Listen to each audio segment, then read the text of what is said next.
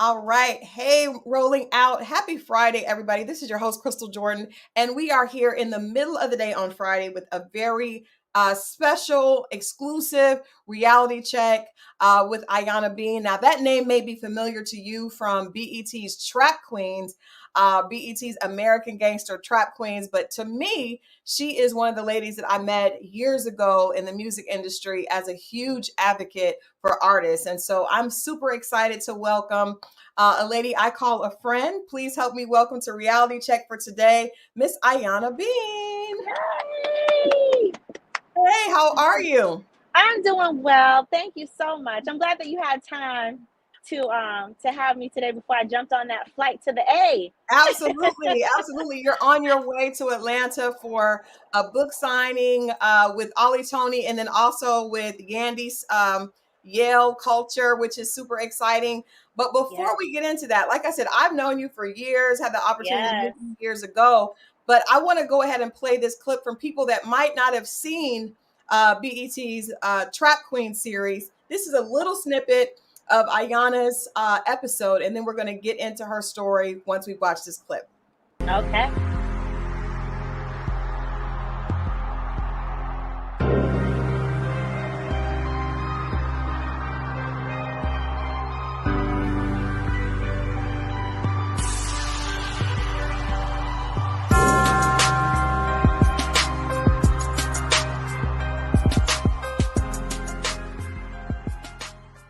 We were on crazy trips and staying in 5-star hotels and eating good. You know what I mean? Yana wasn't worried about nothing. She brought a lot of artists to the town. Well, artists don't even come to the town right now, you know what I'm saying? But back then, she was doing that shit, man. Bringing them to local spots, and she was coming out of pocket with that. I was thinking like, damn, like, I know you ain't doing no shows or nothing, but this stuff got a cost, and you just working at a college. I wasn't too dumb. I'm not gonna hold you. That's some gangster shit, man. Ayanna. Oh Man. my goodness.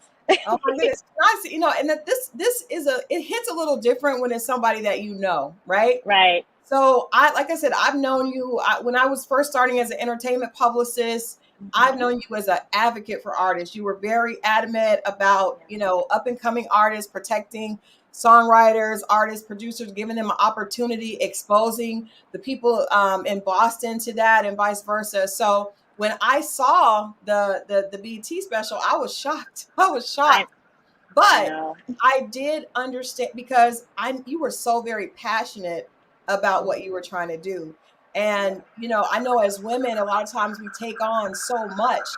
I don't want to put words in your mouth, but I feel like a lot of what you did, you had to kind of balance it by saying, I'm doing this for my family.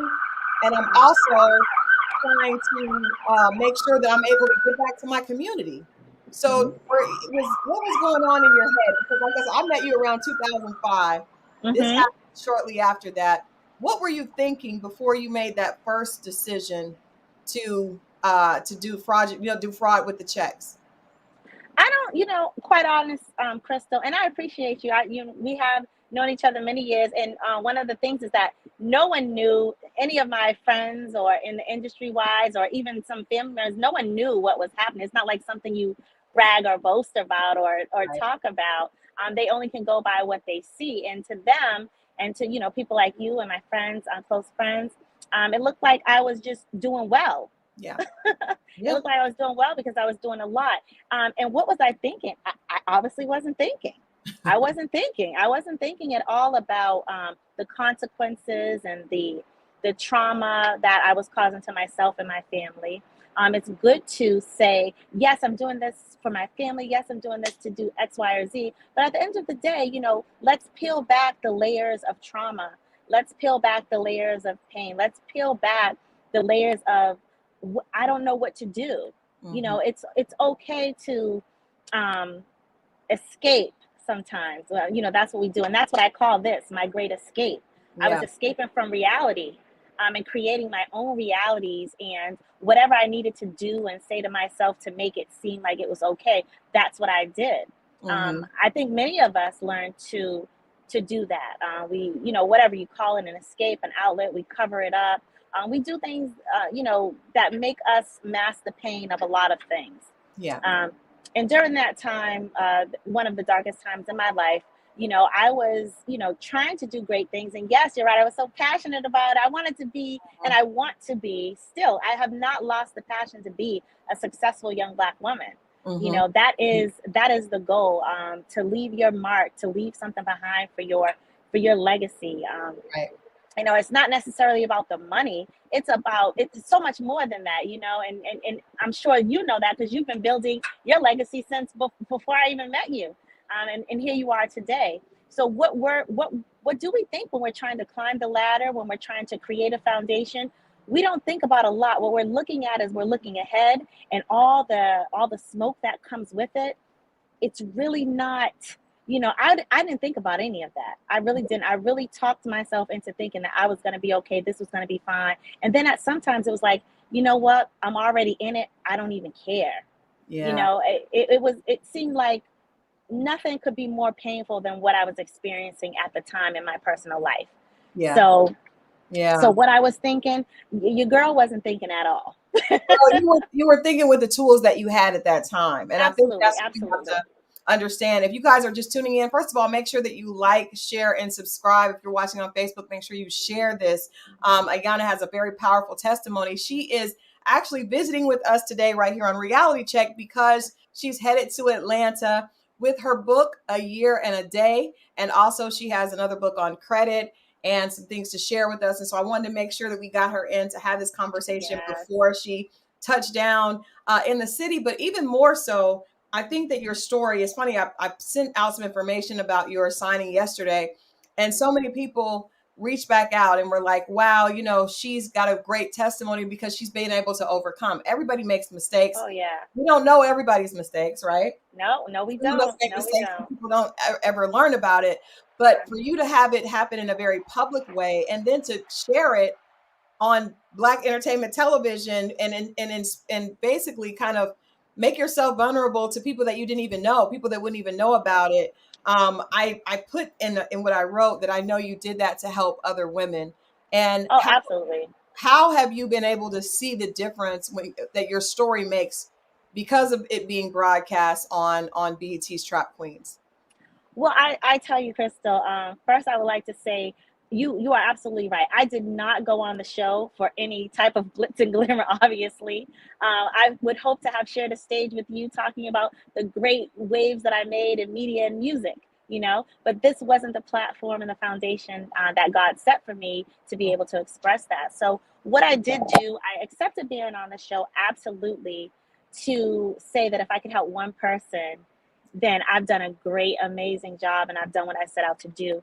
It's not a show that was going to make me rich at all.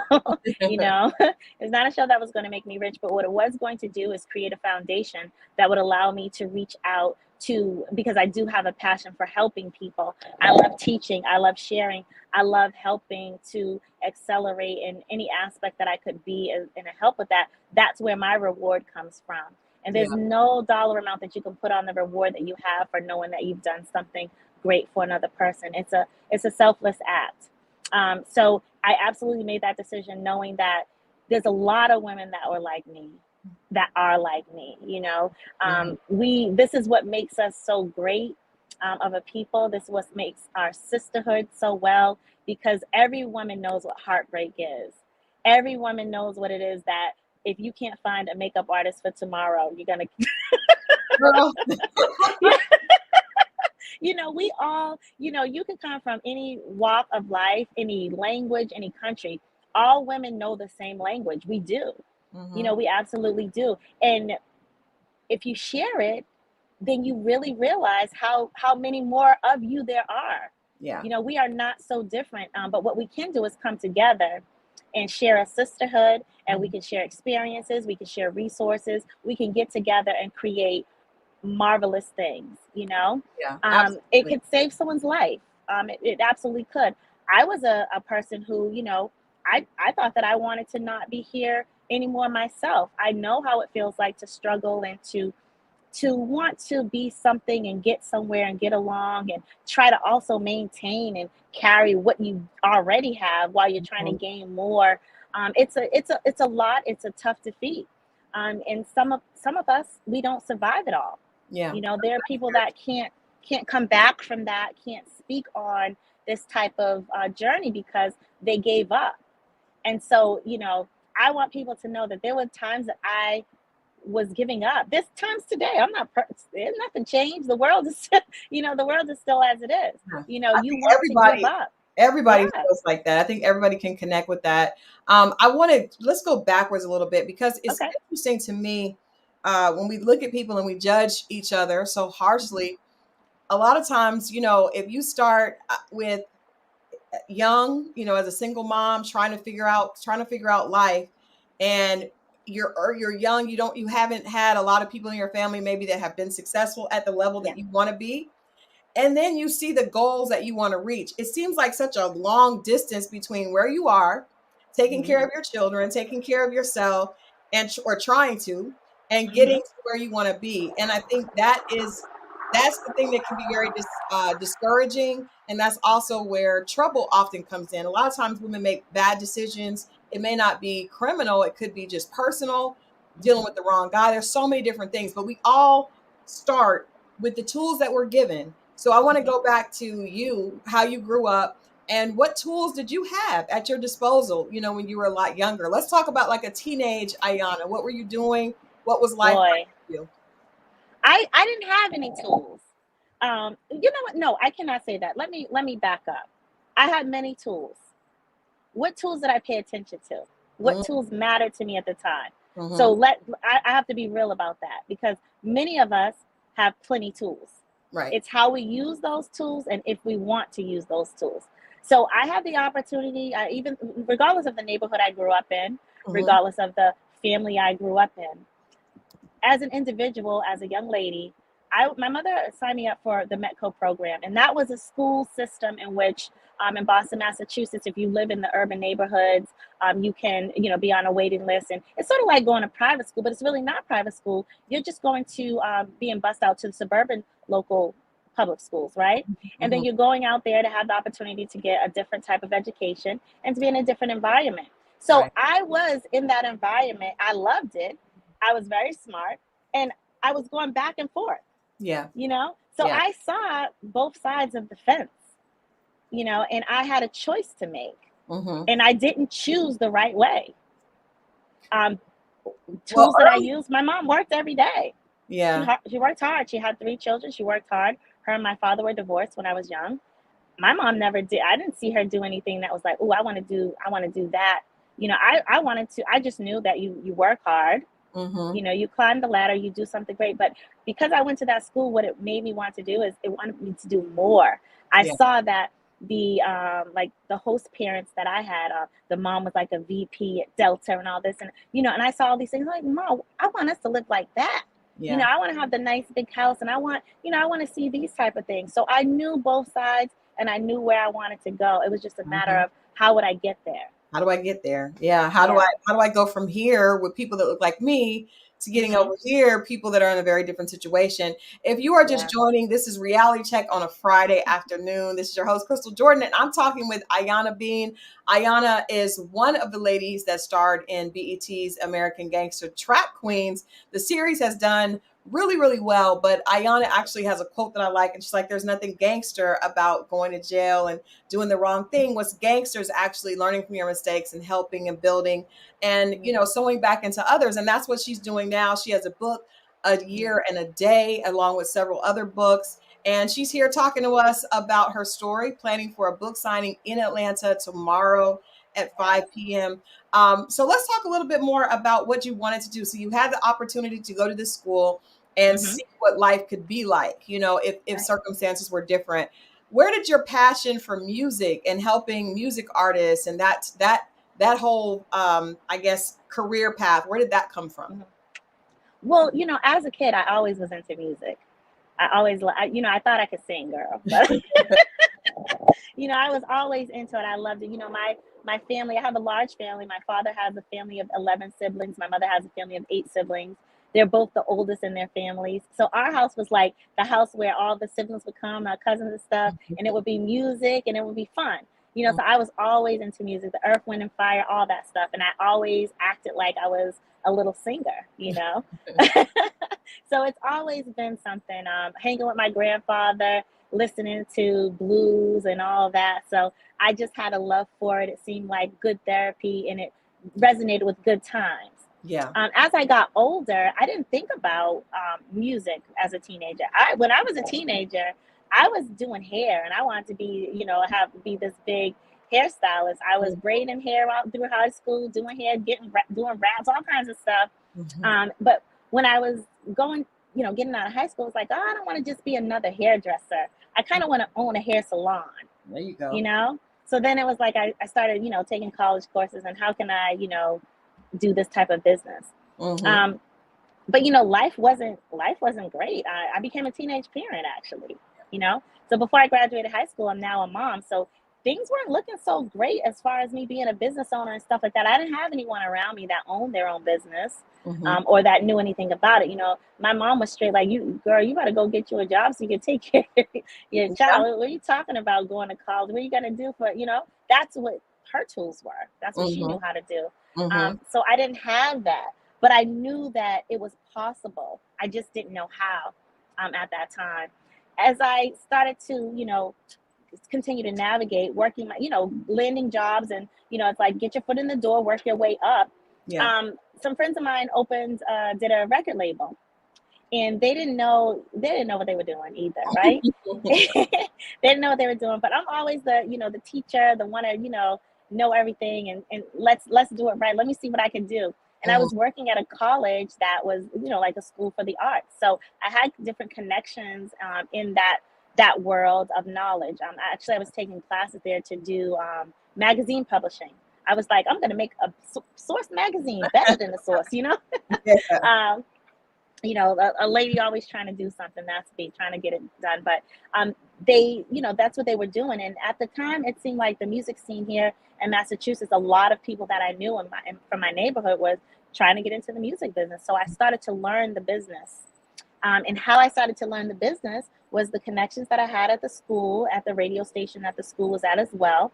And then I started researching and learning what record pools were and, video and radio promotion. I started going out to events. So I was coming out to Atlanta, going to core DJs, coming out there to all the festivals that they had out there. I think one of the first one I came out there was Atlantis Music Festival. Oh yeah. Yeah, way back when. Yep, they had the Atlantis. Yeah, and I would bring like 20 people with me from Boston that were managers, artists, and stuff. And I'm like, I could be a manager. I can make something. I'm going to learn each part of this business, and I'm going to get a pop in here, right? And that's where the passion came from. Just, I've always just had a passion to help. Like I go back to where does that feeling originate from? And it's the feeling of helping. I could do that in any type of position. That's where my passion is. Yeah. And teaching. I can vouch for that, meeting you back then. So before we get into what actually happened at the college and how that happened, let's talk about what's going on at home, because in the series, it basically detailed like a really dysfunctional relationship that you had with your partner at that time. The guy that you were in relationship with was very, very volatile. And we know people, period. Anytime home is dysfunctional, it's difficult to show up at your best. It's really almost impossible to show up at your best, if you're going through something like that. So what was that like? Because I think that's a big part of the story as well. It is. I wish it wasn't, but it is. It is. Well, and I'm not going to say that I don't wish that it was, but what I wanted it to more so be was not focus on the person or relationship, but the whole point of addiction. Addiction is a whole nother beast. It's a whole nother thing. It's not a relationship. It's not life. It's addiction. And anyone that has friends or families that are familiar with going through the aftermath of addiction, they know that it's a very draining, difficult process to do. I thought that I could, at one point, I like to say, I thought that I could change everything. I thought I could make everything great. I realized I was I could not stand up or do anything next to addiction. I couldn't beat addiction. I No. wasn't addicted to anything. Yeah. And I couldn't, that was something that I couldn't fix. Right. And I thought I could, but I realized I'm not God here, Yeah. So and you were, yeah. just to bring clarity, you were the Yes. guy that you were in a relationship with had a Yes. drug addiction. Yes. And instead of, ending the relationship, you loved him. You were trying to Yeah, help him. absolutely. Yeah. Yeah, absolutely. I realized like this, hey, this is my partner. These are our children. This is what you do. You're together. Like I didn't look at this as like some guy I'm just dating, Right. and we'll just go on to the next thing. No, it was in my family. I've learned. Look, my grandparents were married at 19 years old, and they're still married. God rest my grandfather. So we just buried him last week. My grandmother's 86 years old. She's been married to this. This is the type of.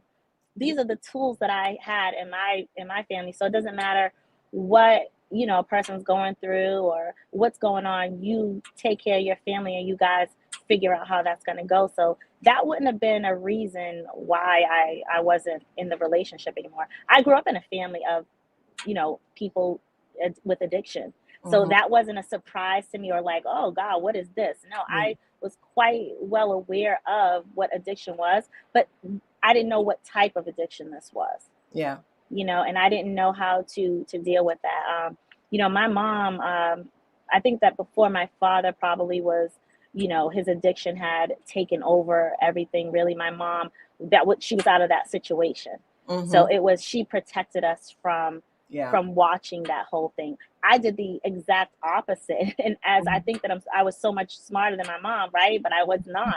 I didn't leave the situation, and it wasn't just me in the situation. I had children in the situation as well. So I didn't just bring myself through this. I brought my children along through that ride as well.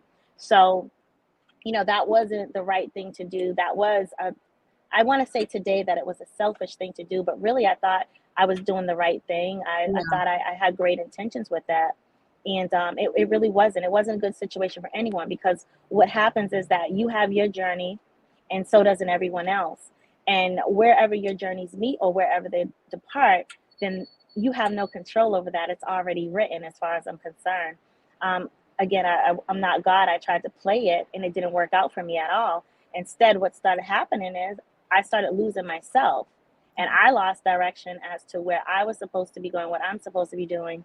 And unfortunately, and I'm not saying that was the reason. I definitely am never saying that. What I'm saying is that there were circumstances that were going on in my life, and I dealt with them in this manner. I made these horrible decisions that took me away from my children, and didn't fix any situation. It just made situations worse. Yeah. That's hard, but I think we do what we can. Addiction is difficult, and I think on either side, because when people leave early, a lot of times they have regrets, like maybe I should have tried to help. My father was an addict, and I have dealt with a lot of guilt. Like, what if I had tried more to help him? He died from an overdose, but there was nothing. Later, I learned like there was nothing that I could have done, but that maybe I could have made a difference, right? So that is a situation going on at home, which is a lot. And then you're working at this school. What happens? Take us back to the very beginning of when you realized, okay, I may be able to get, to sign these checks over, or do this to where I can have this money and not get caught. Because I'll let you answer that right there. What was the first time, and how did you become aware of the fact that you could possibly do this? So the first time I did this, I had a notion, I had an idea that, what happened was there was just financial stress. It was financial stress. Taking care of feeding addiction, taking care of regular bills, your everyday life. I had a great job. I was I had a big title, assistant director of student accounts. I had a corner office, but it was pennies. I wasn't even making $35,000 a year in that job, right? So it wasn't, it wasn't what it looked like. Right. Right. You know, it wasn't what it looked like. So to everyone else, it looked like Yana has it going on, Yeah, girl. Listen, big office. She got this big title. girl, She getting yes. paper, right? I'm getting to the money, right? But I was not. I was pinching pennies. I don't even think I could afford my kids to sign up for Pop Warner football that year. I don't, you know, it was, you had to make do, right? Mhm. And then there was a situation where addiction, you know, took the rent check. Yeah. You know, addiction took the rent check, and it was like, wow, how am I going to do this? And I had checks at work. So listen to me. I'm going to borrow from work, and I'm going to just use it, and I'm going to put it back. Exactly. Yeah. You know, how smart was that? You know what I mean? Yeah. I didn't, but again, like you asked me earlier, what were you thinking? I didn't, when I said that, I didn't think, oh, if I do this, I could go to jail. Oh, if I do this, or how, you know, I didn't think of any of those things. Mhm. In my head, I said, I'm just going to borrow this and I'm going to put it back. Yeah. Yeah. But once that one time went, there was no paying nothing back. It was, oh, okay, I'll pay this one back. Then next thing you know, it got to this many $1,000s and then this many $1,000s. I think I'm in trouble here, but I'm already in trouble. So, you know, I'm thinking I'm fixing this. Yeah. I told myself, I'm doing it in a way where no one's going to know about this. Mm-hmm. No one's going to know. How can they know? Because I'm doing the, you know, the inside, I'm taking care of it in the system. I'm taking care of it here. Who's going to know? Yeah. That's what I told myself so that I can continue to do this. Yeah. You know? So people see, I think, you know, people see the special, this is college campus. So there's college students, right? Financial aid comes in for college students. Did you ever, like, I wondered, did you see a face to the people that you were taking the money from? Did you ever think this is going to affect this student, or this could possibly, you know, keep them from having their money? Or what was your thought process in relation to the victim? Or did you see this as a victimless crime? I saw this as a victimless crime. You're absolutely right. The first time, I had two cases. They were within a 10-year period of each other. So on the first time, it was the first case that it would be that the checks that were coming in were students refinancing. And so the banks were sending in the checks. So it wasn't to the student, it was to the school. Okay. Right? That was the first case. 10 years later, my federal case, it was actually, say it was part of your financial aid. So you only need $6,000, but you're eligible for $9,500. So I'm just taking the additional $3,500 and you don't know. Gotcha. Right? So then, yes, it would mean that when you were going to pay back your student loans, instead of the $6,000 you know you borrowed, it would have said $9,500. Yeah. Right? Yeah. So I didn't even take that into account. And yes, I am telling you right now, even to this day, I have a very hard time saying that there were victims. Yeah. I have a very hard time with that, because maybe if I had looked at it as I was hurting someone else, then I wouldn't have done that.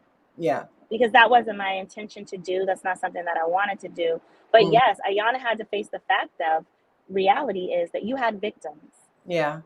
Yeah. You know, you had victims. And so, you know, that is one of the things we talked about earlier. That's a big guilt for me to have had any victims as well. Well, I think it part of what you're doing now and trying to help other people and sharing that is a great way to keep other people from ending up in that situation.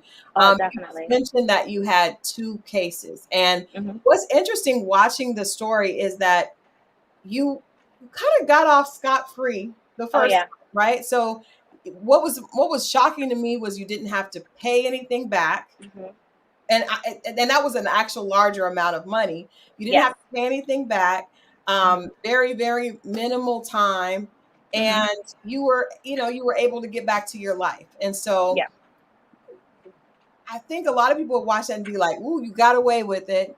You're good. Man, you know, you went to jail. You went to court, got the situation. You're able to move forward. That 10 years in between, you had to be thinking like, wow, I'm so thankful I got off. I was able to keep it moving. But then to turn around and end up at another school, and having the same thing. How do you process what that was about mentally? Because you had to know, like, when you start this the second time, now you know, okay, this could go wrong. This has gone wrong before, right? Right. Right, you're absolutely right. So in between the 10-year period of time, one thing that never changed was my life. My life never changed. I didn't learn anything new about dealing with any of the situations that I was still in. Mm-hmm. So there was no change there. I still wanted to do something. So it would seem like, or maybe you could say, Ayana didn't learn a lesson from this. I Mm-hmm. did learn a great lesson. Who wants to go to jail? I could have died in there the minute that I got there, you know? Yeah. I didn't have, a lot of the women that I speak to, they have these all this time they received in prison for things that were less than what I did, or even more. And it's like they're just killing these women with the time. I didn't have that experience. I'm thankful that I didn't have that experience. Had Yeah. I had that experience the first time, there wouldn't have been a second time, Right. Right. absolutely not.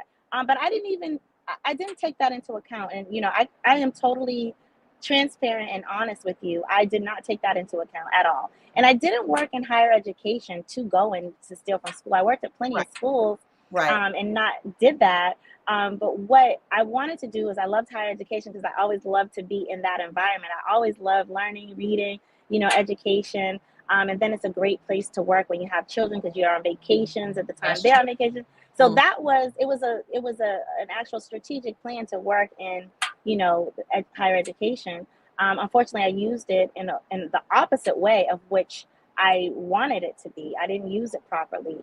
Um, Going to work at a school 10 years later, it was more so, the jobs that I was having were, way beneath my skills. Yeah. I have a record now, so I couldn't really be, Mm-hmm. who I really know that I am. And again, situations didn't change. And then what did I tell myself when I got in that situation? It's not the same way. I'm doing it differently. It's a different way. It's a different thing. I'm Mm-hmm. always, I am great for talking myself into, Mm-hmm. a non-reality.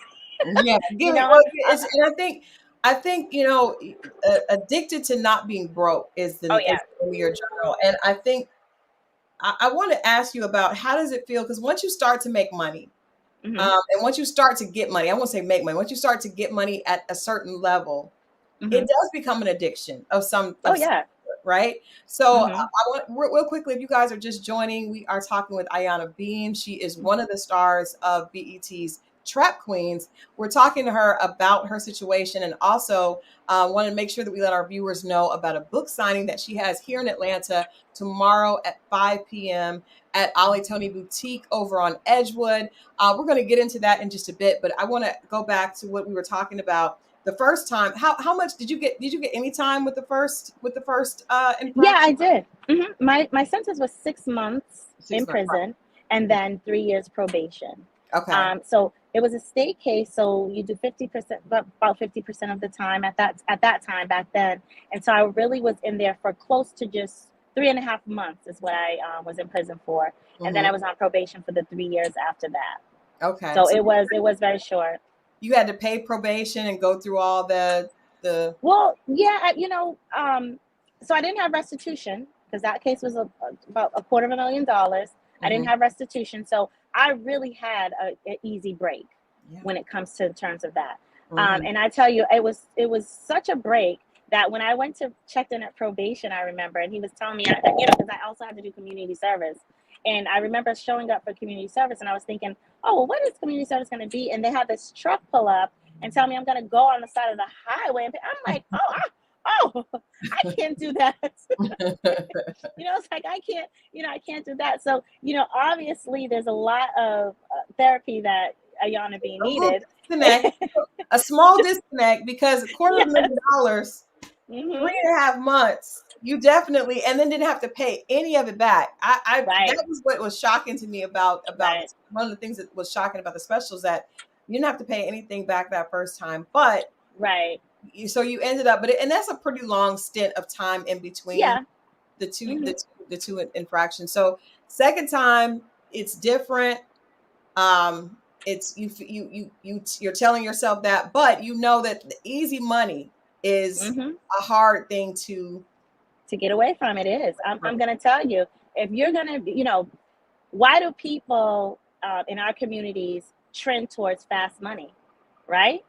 Everything that comes fast, because that's what's around. Well, I'm going to say during my time, like right now, with social media, with the knowledge that's out there, and what people in our communities are doing right now as far as building businesses and all of that. If that stuff was around, then I would have really navigated towards that.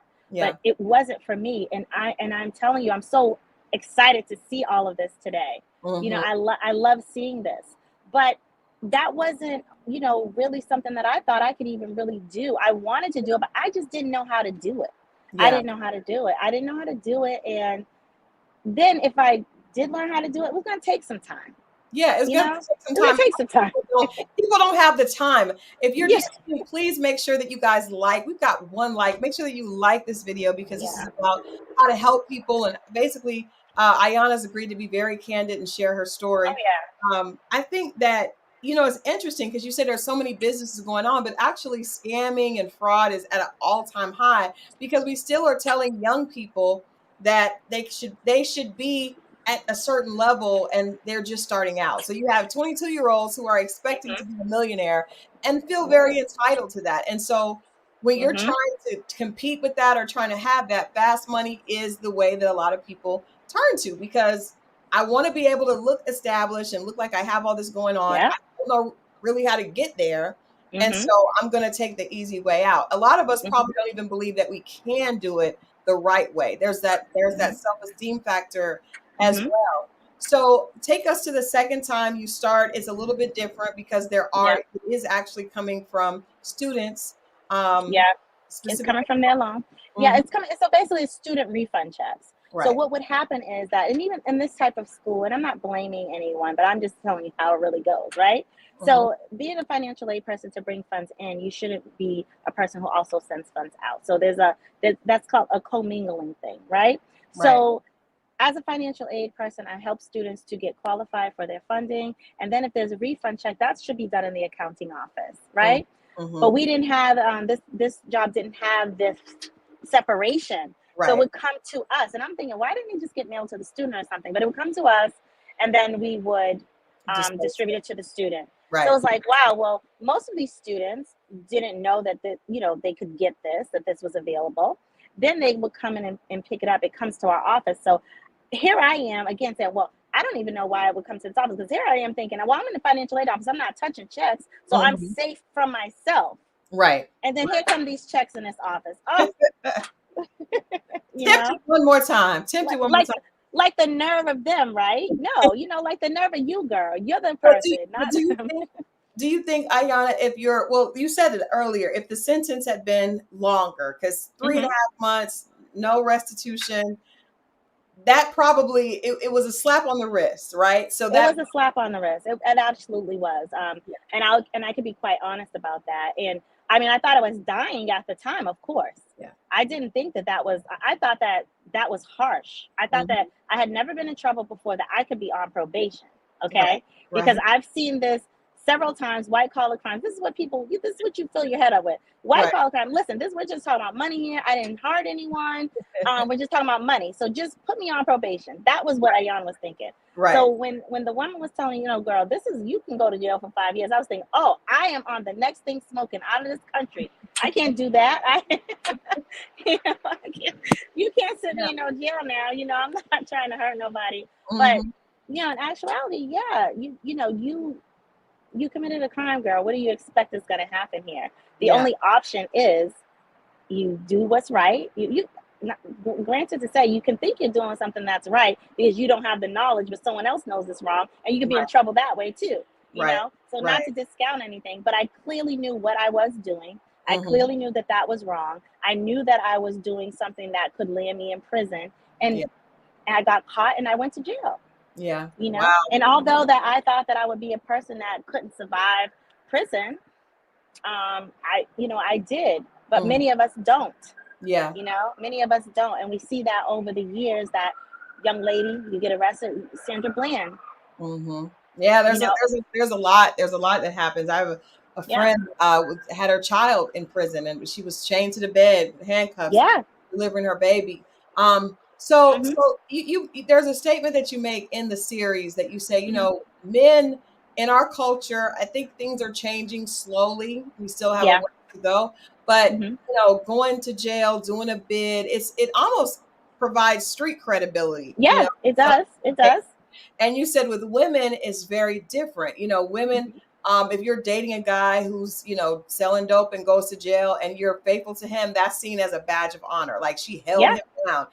But when a woman goes to jail, very few men are holding her down when she's in jail. Talk about the hypocrisies that you see, and even in the culture and the way that we look at what is being gangster and what is being loyal and what is the definition of holding somebody down, Well, first of all, let's go to this gangster thing because I'm gonna get that right out the way. Mm-hmm. There's nothing gangster about going to jail. It's Yeah. nothing gangster about hurting anyone. It's nothing gangster about robbing anybody. None of that stuff is gangster. Yeah. At all. Yeah. When I see that a person, let's talk about respect. Let's talk about respect. Let's talk about a higher being. Mm-hmm. Let's talk about what love is. Let's talk about what life is, right? Mm-hmm. You're not the person that makes the decision whether or not someone's life is important or not. First of all, that's not your job. Right. Right? Right. You're not the person who decides who's small or who's big.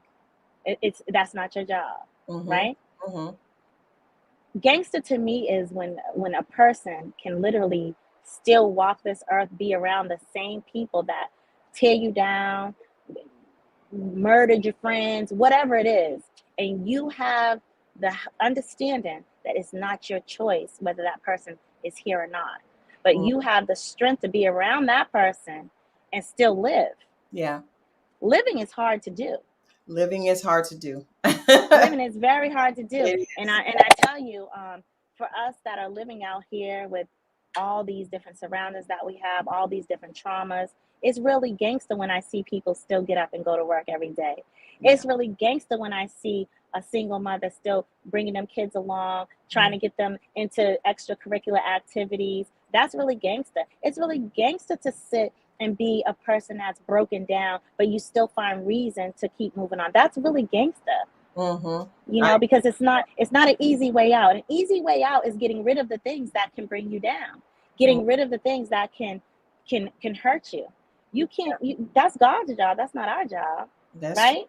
That's true. So I think that when you really look at what gangster is, when you see these kids out here, they're watching too many movies to think that that's a movie, baby. That's not life. That's a rap video. that's a video. And you know what happens? The people in that video, they're trying to do something great. They're not trying to die. No, who says they want to die? Nobody's saying that. Yeah. You want to get up. You want to do something great. You want to be noticed. You want to be famous. You want to be rich. You want to have this. You want to have that. You ain't saying I want to die glamorously. No, I want to live. I want to live good. Right. Absolutely. We're doing these things. Yeah, we don't want to.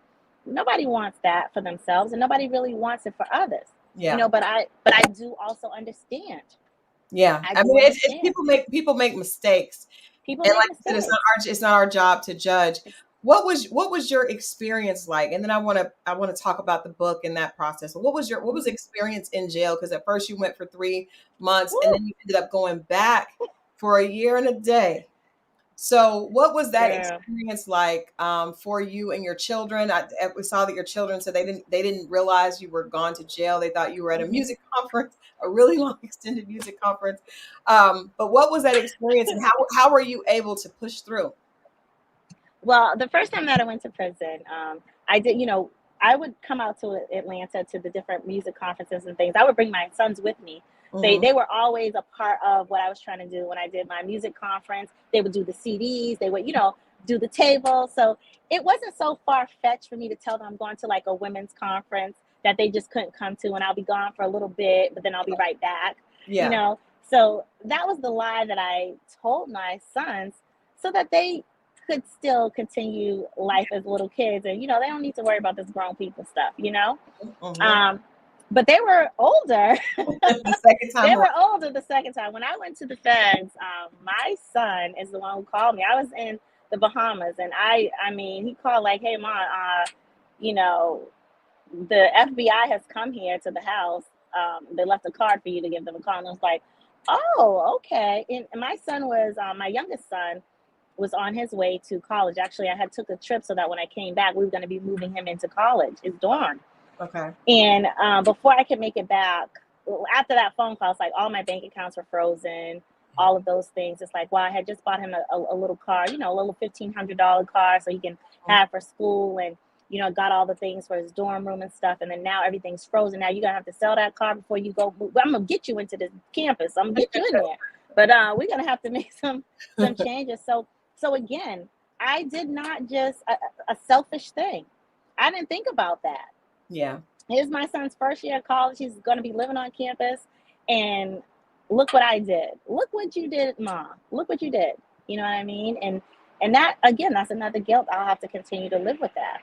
Yeah. It's a real painful thing. I hurt the people that I care for the most in making these types of decisions. Yeah.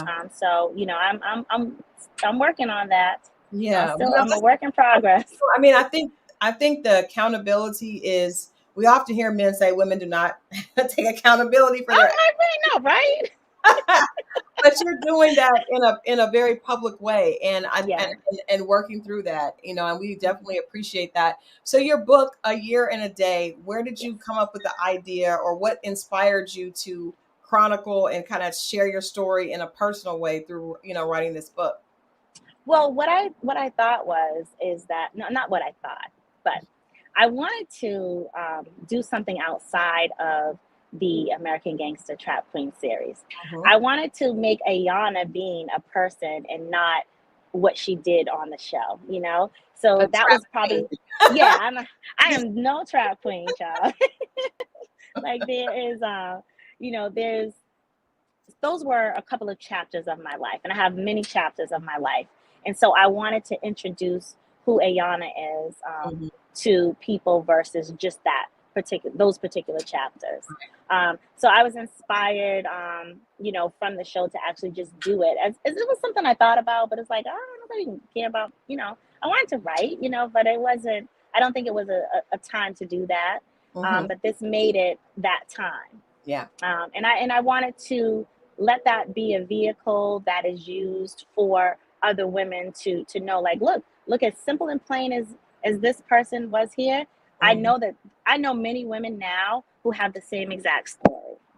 I'm sure. You know, it doesn't seem like, especially if, you know, I think that most people aren't tested, right? So life can be hard, but you don't know what you would do if you were given an opportunity to do something that may not, especially when you're at a place where you may feel desperate, you may feel like your back is against the wall. Yeah. You know, it's one thing to say, you know, after being tested, that I know I wouldn't do that. But when you've never been in that situation, you don't really know what you would do, right? You don't. And I just said this, you know, I've been saying that a lot now, but I remember just being somewhere and, you know, a young lady said, well, if it were me, I would, if it were you, it wasn't you. Yeah. You've never experienced that, because even if you did and you made a different choice, you wouldn't say, if it was me, I would do this, because everybody who's grown now knows that if it didn't happen to you, you don't know what you would do. Because there's a lot of decisions we've all made that we never thought we would make that decision. There's a lot of things we have done that we would never think that it was something that we would do, but we've done it. We have done it. I did never grow up thinking these were going to be my goals. I'm going to be sitting here talking to Crystal today about that. Right. You know? Right. You know, we didn't even meet in that atmosphere. No, so now in the music, but you know what? I think that your character is defined by what you do when you go through hard times. Your character is not defined by what you do when things are easy. So when you see someone endure hardship and they come out like, yes, I did it. To me, that is gangsters. Like, I did it and I was wrong and I'm sorry and I'm moving forward. And I'm moving forward. That's hard. It's hard to do, but when a person does that, you know that their integrity is in check. So I'm excited to support you. I'm excited because you're coming here to Atlanta from Massachusetts. What do you want people to get from this book signing? We're doing it at a Black-owned women's boutique that is owned by two kings that are happy to serve us queens, Ollie Tony style, over on 524 Edgewood tomorrow, which is Saturday, the 20th of August at 5 p.m. What do you want people to get when they come to the the book signing, when they meet you at this signing, and also the event that you're doing with Yandy? What do you hope to share with people that come to buy the book and want to talk with you? I want them to catch a vibe. I want them to have a good time. I want them to ask whatever questions that they want to ask. I want them to not be afraid. I want, I love good vibes. I love good people. I'm just all for it. I just love to be out there. I love the opportunity that I'm able to come out there for something like this. And it's just, come out, get to meet me. Let's take some pictures. Let's get that content. That's my favorite word, content. I need that content.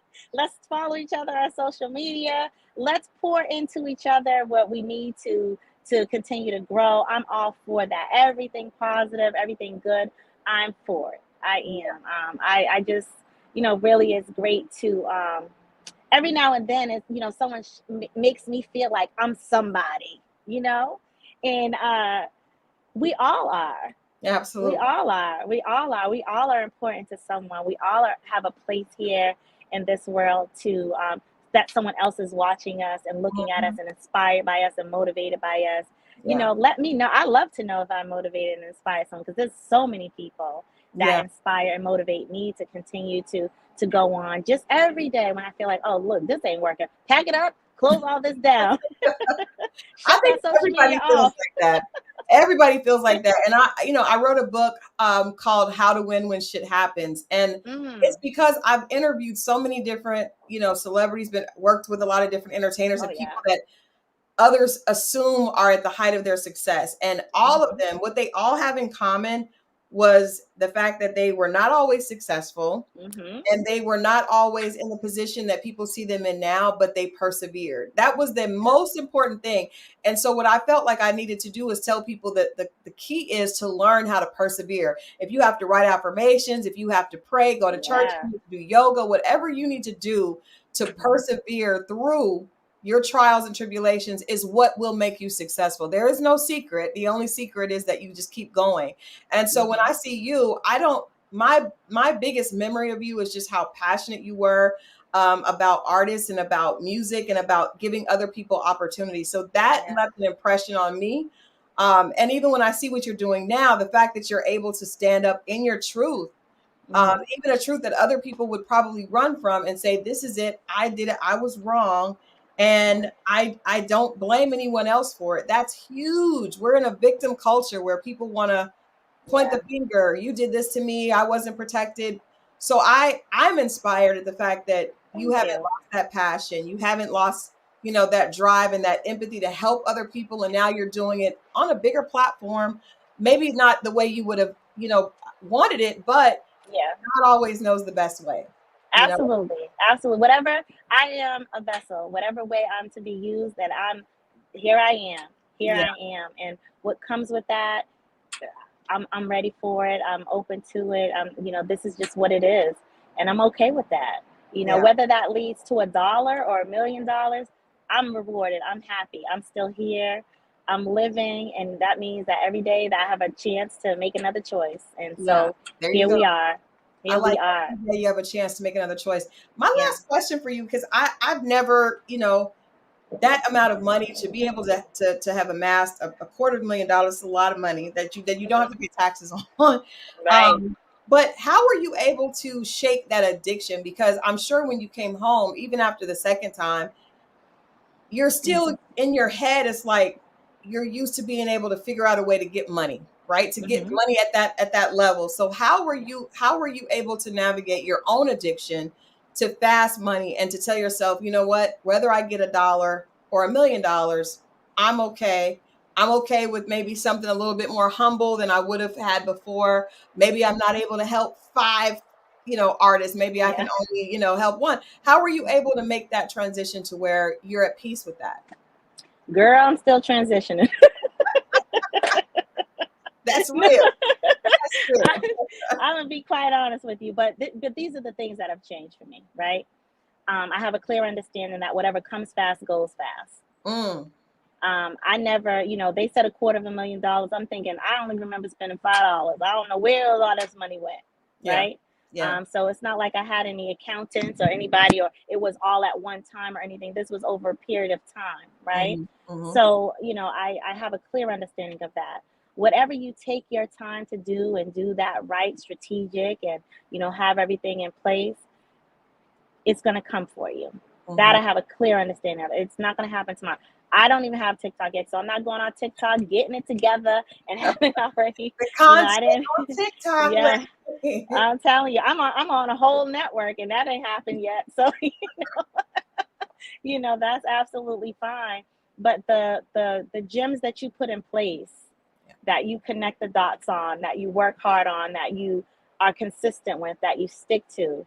It may not happen today or tomorrow or even when you plan it, but one thing, it will always happen right on time. And yeah. it won't be more than what you can handle. It'll be just what you need. Yeah. So when you're sitting up here, waiting for this million, scratching these tickets, playing this mass millions, working hard every day. Hey, don't worry about it. It's coming. Your reward is every day when you wake up. Mm, You can't put a price on that. that's You true. can't put a price on life. You can still get on that yacht in Miami. It's just gonna take you a little bit longer to do. Yeah. Yeah, anything that anyone else is doing, you can still do too. Anything that you see, whatever entices you, like, oh, I wish I could do that. You Mm, can do that. It just may take you a little bit longer. You yeah. never know what people are doing to get to where that you never know. That's No. another thing. We have to stop Mm, looking at things for what it looks like and yeah. know what it could possibly be. Yeah. Everything is not, oh, I worked hard and I got this Benz, or I got, all that stuff it's not for everyone. Your blueprint is going to be your blueprint. Yeah. Someone else's, if I gave you this, I'm going to give you this recipe. You're still not going to cook it the same. Yeah. That's You know, true. you, you're not going to cook it the same. It's going to have its own taste. It's not going to taste just the same as mine. You got to keep those things in mind. Yeah. You really do. Yeah. That is Yeah. big. One of the last things that impressed me is that you were asked, was it worth it? And Mm. you said that the money was not worth it because it took you away from your family. Yeah. And you were real clear immediately. We're like, no, it was not worth it. And so that's kind of piggybacks on what you just said. Like, you can't get time back. No, you can't. There's nothing that will pay for the time that you lose. And you can't get time back. Once it's gone, it's gone. Yeah. They say, well, what's the only thing that you could purchase now that is they're no longer building, making lands. Mm-mm. Yeah, and they're no longer making time. Right. No, the time is and we know the older we get of a particular age, we realize, oh my God, like my kid, I mean, even your son going to college, but now they're older. It goes so fast and you never think Yeah. that way, but it does. Well, I look forward to seeing you tomorrow again. Yes. Please come out. Ollie Tony Style Boutique, 524 Edgewood Avenue. You can meet Ayana. You can take some pictures. Yes. You can ask Yes. her personal questions. And if you need help, Absolutely. you also have a book on credit repair. I And have well, I have a Addicted to Not Being Broke series, which hence comes from the commercial that BET did. And I'm like, oh, that was a good tagline. Let me use that. So I created like a business workbook journal, right? And it teaches you different steps to start, to help you with your business. Everyone's starting some form of business or another, even if you're an Uber driver or whatever, Mhm. everyone is doing something on the side. You have to in these days, right? So it's Right. just a great little guide to help you to organize stuff, right? Mhm. And then right now, introducing to Atlanta for the first time, I'm like, well, because I created a business workshop off of this planner. Okay. And the questions that I got more so were people that wanted to know how to start building business credit. So just like everyone else that's been home during the pandemic, I've been learning this myself as well. So Mhm. I've spent hundreds of dollars on different ebooks of how to do these things. And I pieced together a planner that added, the steps to obtaining business credit. Nice. So it's the Addicted to Not Being Broke edition. So I am not a credit expert. I am Mhm. not. I don't have a personal credit or business building credit business. But I am an individual person who has tried these same steps and who are using these to increase my own knowledge. And so Yeah. I've just added that into an edition of business credit. And so I'm excited to introduce that to everyone in Atlanta this That weekend. is nice. Well, I want to say Yeah. this. We're going to buy the first 5 women that can come and say that they saw this on Rolling Out. we will buy your business credit journal for you. So we'll do the Yes. first 5 women that come out tomorrow, 5 p.m. Eastern, Ollie Tony Style Yes. Boutique. You can talk to Ayana. You can get your book signed. You can get a cute Yes. fit. Be ready for the rest of the weekend. It's all happening tomorrow right here in Atlanta. If you want to come, if you want to make reservations, you can hit me up. You can DM me at Yes. or just come out. Just come out. It's a free event.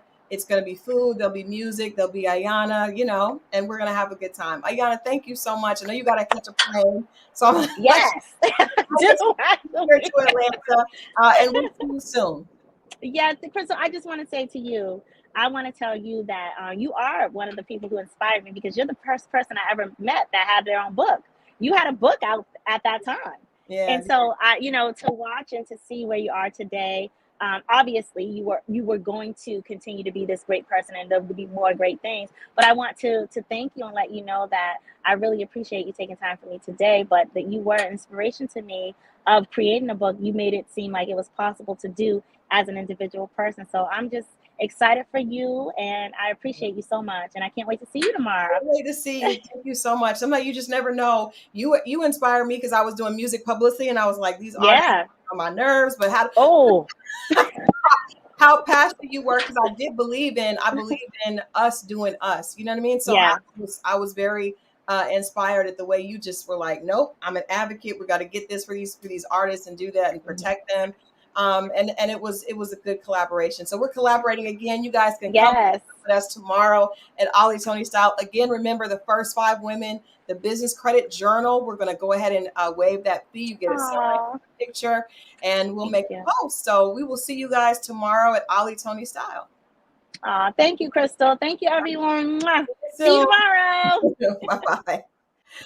All right. Thank you guys for tuning in with me on a Friday afternoon. You know, I like to do a little something different every once in a while. So I wanted to make sure that we brought this conversation to you, because I felt like it was just really inspirational to see someone that's gone through 2 separate indictments.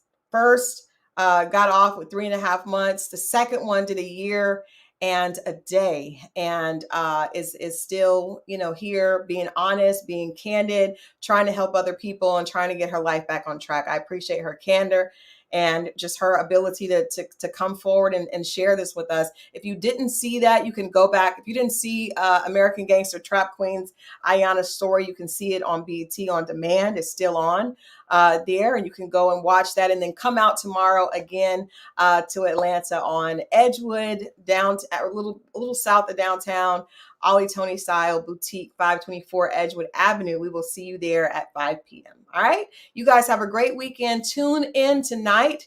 Another reality check with Ashley from DC, Love and Marriage DC. We're going to chat with Ashley, and trust me, she has some things to share. So you're definitely going to want to tune in so we can talk. I love you guys for watching. Please make sure that you share this conversation. I promise it's going to help someone else. Share this, hit the like button, and I will see you guys tonight at 8 p.m. Thank you so much, Tiffany. I'll see you guys later. Bye-bye.